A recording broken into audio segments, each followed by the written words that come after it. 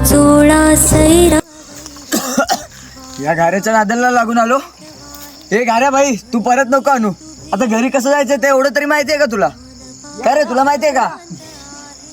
हे आवाज कुठून आला? इथं कुठून? हे ते बघ, ते बघ, इकडे आहे ना.